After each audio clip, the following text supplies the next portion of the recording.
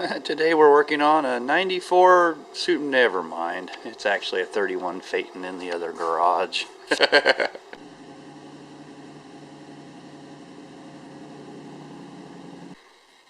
31 Ford Phaeton.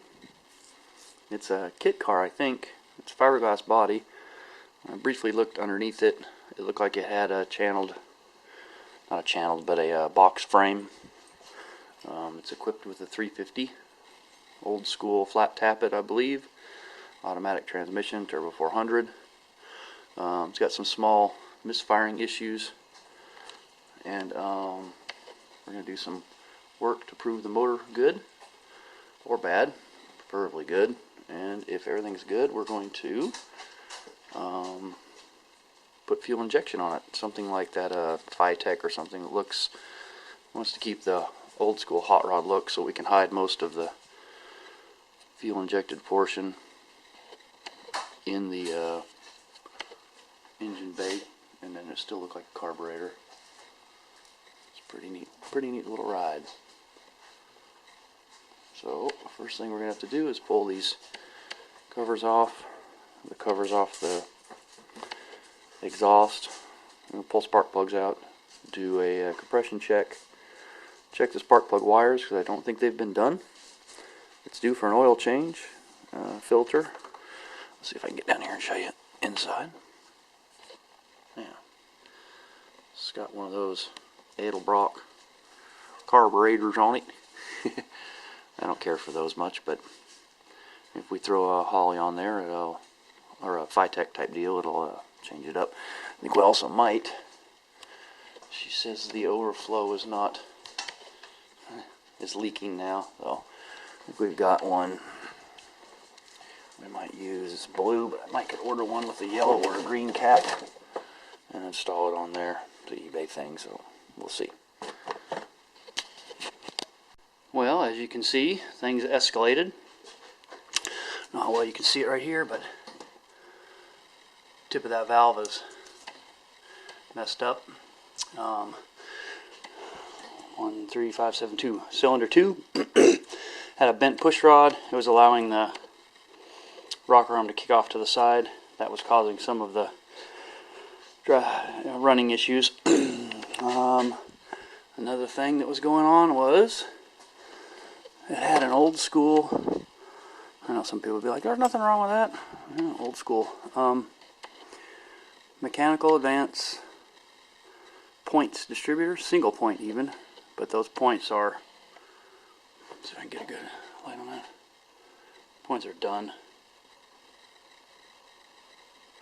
So they need to be replaced either way. It had comp cams, stamped steel, roller tip rockers, just the regular trunnions though. Oh, had a little bit of an upgrade.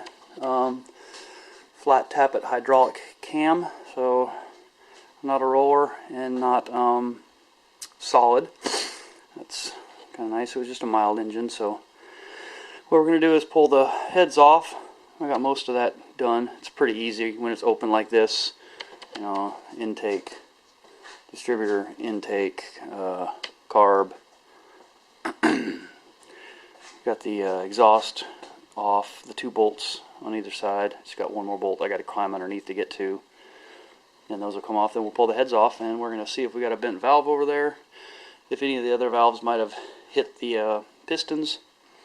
We're recommending screw-in studs because these studs are already out of plane. Some of them are pulled up a little bit, so valve train hasn't been accurate as it could be. So we're going to do recommend screw-in studs, guide plates, an MSD distributor, electronic distributor, where we can program a rev limiter, hopefully to keep this from happening.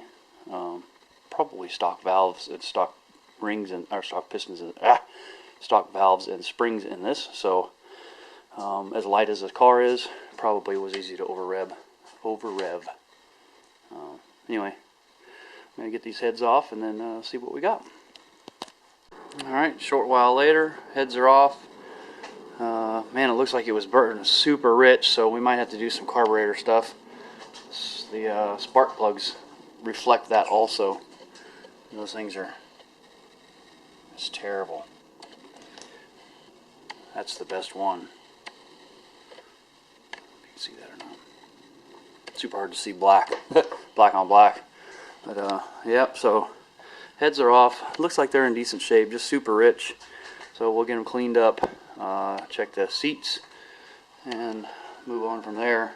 Hopefully no bent valves. It doesn't look like it at this point. Got it set on top dead center. Number one, as you can see, is right up top. Maybe you can see it. We'll do some more cleanup on this. Looks pretty clean inside. Probably didn't get very many miles. There's number one right there. Yeah, get her back together. Maybe do some carburetor work or put a Holly on there so it works better. Talk to the Master Joe and see what he thinks about those Edelbrock garbage junk carburetors. Anyway, yeah, that's where we're at now. We'll see what we can do about getting the heads cleaned up and get her back together. Alright, got it all cleaned up as best as possible, or as good as it needs to be, I should say. I could have spent another hour or two cleaning, but anyway, got both sides cleaned up. Super rich. Slightly worried about hash marks not being as deep as we like. That's what happens when you run it super rich, man. That gas just washes that oil right off those cylinders. But it's a light use, not super high performance unit. So we're gonna put these beautiful heads back on. My buddy Joe just finished these things up, so a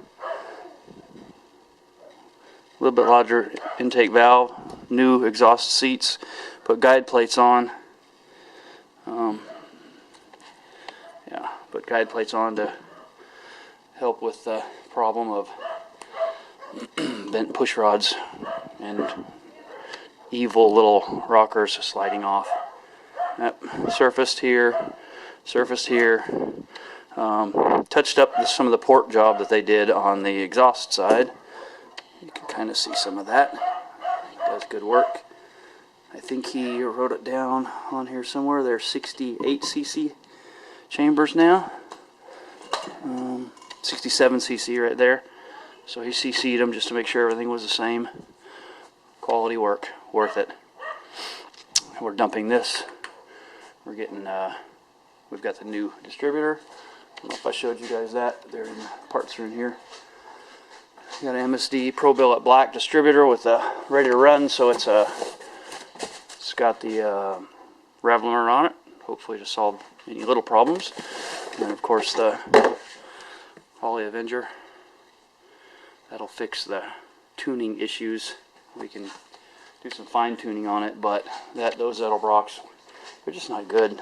I don't like them. And there's people that can tune them. They're a little bit harder as far as I'm concerned, but that's what was on there before. Yeah. Once you get them tuned, it's all great. But then this type of a car, it's not one that just gets driven every day. So, you know, stuff gets gummed up, and then you lose your tune. Hollies are better for stuff like that. There's the intake. I'm just going to clean that up so it can go back on. Yeah. All right. Well, we've got everything torqued down. My friend advised me to use this on the threads for the head bolts rather than RTV. It's designed specifically for sealing threads. It's a Permatex hard setting, fast drying form of gasket sealant. So put that in all the holes with a Q-tip before I put the head gasket on. Then I set the head on and then put a little bit around the tip of each bolt, and then as I put the bolt on, you can still see some of this lube. I use my assembly lube on the surface of the bolt and the surface of the head so torquing would be accurate. So these things are all torqued down. I started with 25, torqued it all down to 25, and then switched to 65, which is the torque spec, and then I went back and did the 65 again. And I noticed that this bolt and this bolt had a little bit of movement in them, just a little bit, but just enough. So here we go. Heads are on. Alright guys, got everything cleaned up here. All these bolts are cleaned up. I might have to do a little bit more wire brushing on the intake stuff, but Got everything cleaned up. Should be dry. It's nice. I'm gonna clean up the intake manifold, and it's already clean on the top. I ran it through the parts washer, but I forgot to do the bottom, so I gotta tidy that up. Maybe clean it up a little bit more. Then I'm going to put on our rocker arms, pinion, the pivots, and the nuts. Not all the way, just start them so that when the push rods come in I don't know, less than an hour, we can get that assembled, do some adjustment, maybe get the intake, maybe button it up today, intake wise. We'll see. Well, here we go. Stupid throttle in the way. I've got all of the valves. It's easier to adjust them when your valley's open.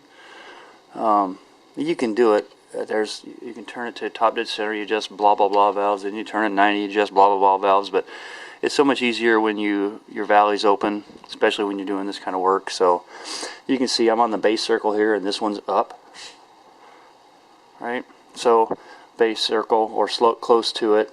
So you do this guy, and you can watch the valves when you turn it. This guy's moving, so you adjust this one, and you're just adjusting them until there's zero lash, because these are hydraulics. And then you go through and put some lash in them with our hydraulics, so that piston's moving up and down inside the lifter. So what I do, and what my buddy who's a motor building guy says, hey, adjust them all to zero lash, and then go back and adjust them all. Adjust your lash on all of them at the same time. Then you don't accidentally over adjust one or forget one. So if you look here, you can see there's a Sharpie mark there. It's this old trick. They're all the same. So now what I'm going to do is put a half turn on them, each one of them. That'll give me my lash that I'm asking for. And that mark will move down here on every single one. And then I'll know that they're all adjusted properly. And if I ever need to pull a valve cover off of this thing in the future, and I see that that's moved, I know there's a problem right away. I can look at that and go, oh, what's going on there? And identify an issue pretty quickly. This is a friend's vehicle, so if I end up looking at it in the future, I can do that. And I'll remember, because I'm a good rememberer. So here we go. I'm going to go ahead and give each one of these a half a turn, and then I'm going to go ahead and prime it, and just go through and check a few of them, make sure everything's good, and then put the oil prime it, and then I'm going to put the intake on. Alright, well, I ran into a little bit of a problem. I don't know how easy this is going to be for you to see, but conflicting. The new distributor is conflicting with the back. I think I can push it in a little bit. We'll see. I only need about a 1/4 inch. So there's that. Then the valve cover gaskets. This thing's got a rail on it, which defines the thickness.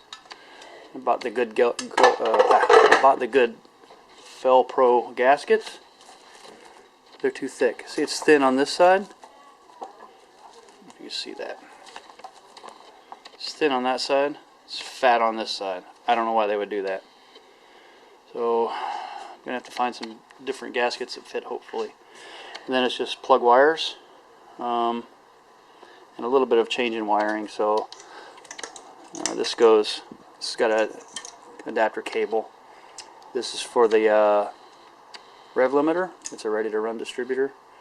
So we got positive ground and then a signal out. And then I'm going to have to replace, when we do plug wires, I'm going to replace the coil. It's got an old school coil type, low energy ignition. Got to get a dual feed rail. And this guy right here is some kind of billet, old school billet aluminum thing. That's the fuel filter. Starting to collapse. Sorry about that. Starting to collapse, so we got to get a new fuel filter in there. But we're moments away. Oil and filters are already changed. Got the additive in there, the zinc additive. Got to put off a couple radiator hoses, but yeah, it's almost there. Hopefully she'll be happy with it. Alright, I'm not sure about that. You can see that gap. Some kind of gaff they got going in there. It looks like a pipe extension thought process. I don't know, it was leaking around both sides. Who knows? I got a thing right here. Maybe this was up here. Maybe it's pushing back. I don't know. I'm going to loosen these up. I'm going to move that back so that it seals. I'm going to tack it in place and then reclamp it. See if that fixes the problem. I don't know. That's just silly. I've never seen such a thing. Like they cut this pipe too short or something. And then that's not exactly a straight cut. It's just weird. Alright. See if I can fix it. Okay, well, we got her tacked in there. Painted up with some header paint. Not pretty, but then I got this guy double hitched like it was so it can be taken out rather than welding it together. But that should fix the exhaust leak. Anyway. Alright, I think we about got her tuned. I'm going to add the front, I guess it would be the hood pieces and the air filter, and that should be done. I think I hit all the punch list. It's got a nice idle.